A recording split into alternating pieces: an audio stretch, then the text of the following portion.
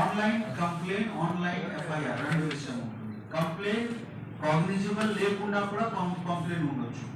ఒకవేళ FIR content ఉంటే, cognisable ఉంటే మనము 0 ఎఫ్ఐఆర్ చేసి, మీరు ఇక్కడ ఉంటే ఢిల్లీలో కంప్లైంట్ సంఘటన జరిగినా ఇక్కడ నుంచి కంప్లైంట్ ఇస్తే మేము రిజిస్టర్ చేసి, ఇప్పుడు CCTNS లో ఈ సెట్టింగ్ ఉంది, ఇక్కడ నుంచి మేము పంపిస్తే మెయిల్ అలాగా కన్సర్న్ పోలీస్ స్టేషన్ వాళ్ళు ఓపెన్ చేసి యాక్సెప్ట్ చేస్తారు. ఓకే, మేము రిజిస్టర్ చేసాము, రిజిస్టర్ చేసి వాళ్ళకి పంపించాము. అదే విధంగా వాళ్ళు సపోజ్ ఒకవేళ రిజిస్టర్ చేసిన ఢిల్లీలో మా పోలీస్ స్టేషన్ కి పంపించిన ఇది 2-3 డేస్ పడుతుంది. అప్పుడు ఇది కూడా సాల్వ్ చేయడానికి ట్రయల్ ఉంది. బట్ ఫిజికల్ గా వెళ్ళి కంప్లైంట్ ఇవ్వడానికి డైరెక్ట్ గా ఇమీడియట్ లేదు.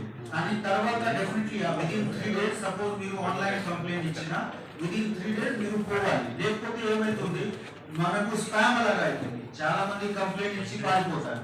సో మీరు ఓకే హడబడిలో ఉన్నారు, టైం లేదు, బట్ విదిన్ 3 డేస్ మీరు వచ్చి మేము ఈ కంప్లైంట్ ఇచ్చాము సంతకం పెడితే